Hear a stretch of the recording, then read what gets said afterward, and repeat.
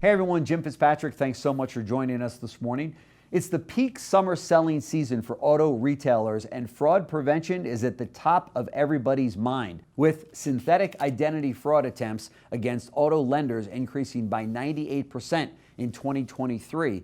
Equifax and Cox Automotive's Dealertrack have teamed up to ensure dealers are aware of the latest and greatest fraud prevention measures across every step of the car buying journey, including how to deal with illegally obtained credit privacy numbers known as CPNs, car stacking, multi-payer scams, and test drive loaner car thefts. Here to discuss the fraud prevention measures, Robert Newman, Director of Product Consulting at Cox Automotive, and Brady Harrison, Director of Customer Analytics Solution Delivery at Equifax. I'd like to start off, if I can, by asking a couple of questions here. What is credit privacy numbers, CPNs? Yeah. Jen, thanks for having us. So a CPN, or credit privacy number, is a number like a social security number that usually scam credit repair companies try to provide. There are no tricks for repairing your credit. These are commonly either reused or recreated or stolen social security numbers that are used as a credit privacy number versus using your actual real social security number. So really commonly linked with synthetic identities and scams. Wow. And what about car stacking? What's car stacking? So Jim, car stacking is when a fraudster goes in and typically goes to multiple stores and buys a car within a very short period of time. So when you have a credit pull, you can see that the customer may have been in another dealership and had their credit pulled, so they're trying to buy a car. So you'll do everything you can to sell them one. They'll end up going to 2 or 3 stores in the same period of time and buying all of them, because there's nothing to show that they've already bought a car. Right. The new loan isn't on the credit bureau yet. Correct. It's just sitting out there as a if come maybe, and the lenders are still trying to win the credit, and the dealer's still trying to win the deal. Wow, that's incredible. And it might even be under a fraudulent pretense anyway, right? So even though that individual ends up getting 3 car loans on 3 cars, it might not even be the individual that's applying for the credit. Correct. It could be a synthetic fraudster. Yeah. Somebody that's created a identity. Yeah, for sure. And what's a multi-payer scam? So a multi-payer scam is somewhat similar, where people, may legitimately or use a legitimate identity for, garnering credit or gathering or getting that car, but they'll actually use synthetic or stolen identities to make fraudulent payments against that loan. Wherein, hey, I'm going to use, $100,000 worth of synthetic identity credit cards and actually make appropriate payments against that loan and pay off that car, essentially defrauding both sometimes the lender and that credit card issuer of those funds. Gotcha. Brady, let's talk about this for a second. Set the stage a little bit, provide some insight around how rampant fraud has become in the auto retail space. We just touched on a few of them, but it is really a problem out there, isn't it? Auto has taken more of the brunt of some of these, advanced fraud attacks than some other verticals that we see from the credit industry.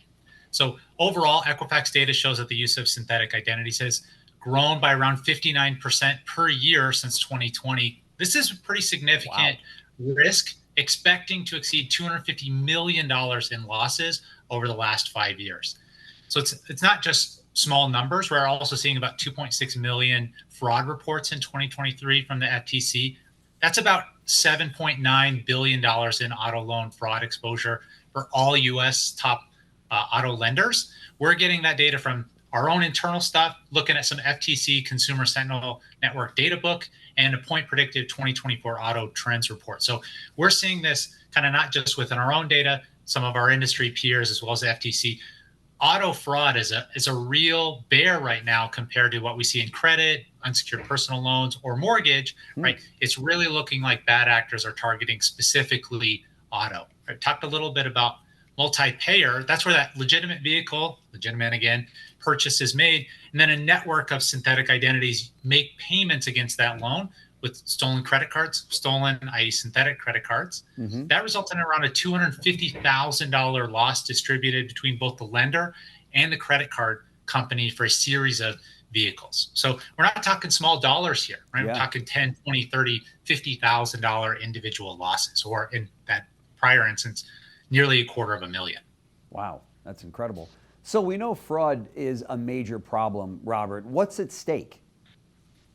Well, the example of the car stacking, a dealer, a mid-sized dealer, had a fraudster come in and they bought multiple cars in a 72-hour period where you didn't realize that they were doing it. The dealers are competing against each other, and the fraudster walked away with 4 cars. Oh my Now, God.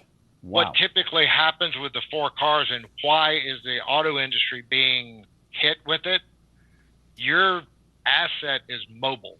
I can take that, put it on a truck, put it in a container, ship it overseas, and resell it and recoup all of my money and all of my time in it, and potentially go back and do it again. Wow. If I do some payments on that, how long does it take before it actually becomes a chargeback to the dealer? Yeah. Or chargeback to the lender? Right. So synthetic fraud, it's not only a front end, I lost the car. It also comes back to hit the dealer potentially and insurance companies around the F&I products, because you can get charged back on it if it's within a certain period of time of that loan being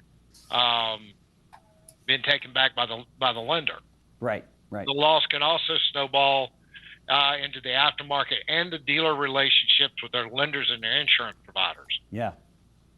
Yeah, for sure. There's no question, if in the event that a dealer is the victim of this too many times and they don't, put the necessary measures in place to prevent this, they're going to end up with no lenders out there, right? Because if you've got too many coming out of one dealer group or one dealership, that's a red flag to every lender out there, right? Correct. Yeah, for sure. Brady, how can the fraud cycle be stopped? Right, cutting down fraud losses, of course, can be really helpful, right? We're seeing in the auto side of it, right, average defaults for auto versus kind of broad credit, we're talking like 200 or 300 basis points over average. So we're talking big numbers here. Mm-hmm. Could we take 1 or 2% of the bad actors out of the loop? Would potentially lower cost for consumers, lenders, make that due diligence process easier.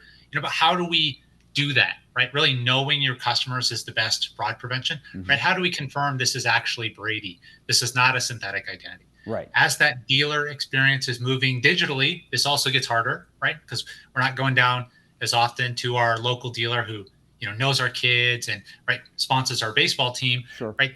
Those are going away a little bit, but as we kind of grow, but some of this experience is more digital, right? And technology and know-how is really the best option. That said, dealers have found some of these fraud detection tools hard to use potentially in the past, right? Hey, this is burdensome, not a great dealership experience. I think that's really changed overall. Advancements have made this fraud prevention easier. Can we do some integrated identity verification, right? We're not just scanning, IDs in the machine and then leaving them in a drawer somewhere. Can we actually confirm that that's a real Idaho driver's license where I'm at? Or is that a real Georgia driver's license, right? Versus it looks real. Is it actually real by talking with that DMV? Yeah. Do we have some broad risk indicators on that identity, right? Do we have some synthetic identity alerts? Hey, this social security number has been used with prior synthetic identities. That's a risk signal that then we could take on. And ultimately, can we use multi-factor authentication when we're doing some remote signing? Hey, let's confirm that this is Brady actually agreeing to, purchase this vehicle or take on the credit for purchasing this vehicle. Sure. So there are actually a lot of things that you all provide to dealers as tools to combat this, right? Exactly. And we want to produce those in stream where the consumer doesn't even know that it's happening, right? Where we're doing that kind of advanced machine learning based authentication of that consumer without having them to fill out, hundreds of forms, right? Give us your basic information and we'll be able to run a robust analysis against that. Manual verification is helpful, but really as we want to grow and improve that dealer experience, right? These have traditionally caused some frustration and delays. Hey, we're waiting on your document verifications. You can't buy the car today, right? I can't tell a dealer like, hey, make that person come back tomorrow, right? That's not the best experience for them, but No. they might come to the other dealership tomorrow. Yeah. But can we do that verification using technology in a way that's fairly opaque to our consumer? That they're like, hey, we think you're a great customer. We did the robust due diligence. We took 1 or 2% of the bad out of the population, and we can pass on that affordability to you. Also improves the dealer relationship as well, right? Hey, could we take our losses down 50 basis points, 100 basis points by just doing a little bit of extra digital due diligence from a fraud perspective? That's really, I think, the key of stopping this fraud cycle is, hey, let's actually do a deeper dive on this identity than just checking the credit score and just looking at the driver's license. Sure. Those percentages on the increase of this activity is staggering. Robert, do you think that this is somewhat of a byproduct of maybe during COVID, while the sales process went so much online, you had a lot of digital deals happening? Are the two connected in any way?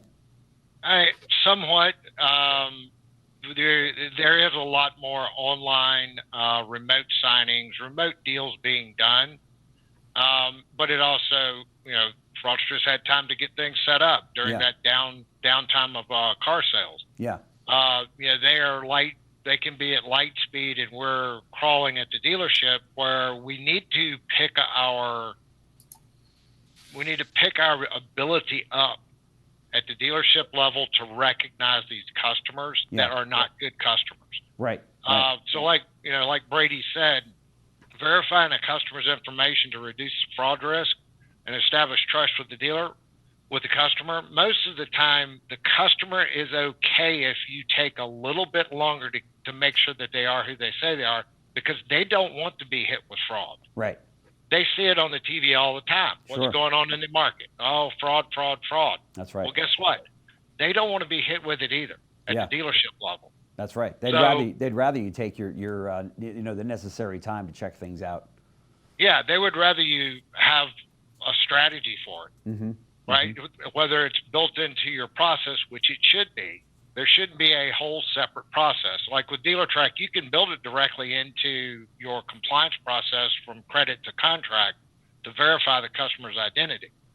To Brady's point, implementing digital verifications that's in the process of selling the car, not outside of it, but within. I pulled a credit, I've got a synthetic ID alert.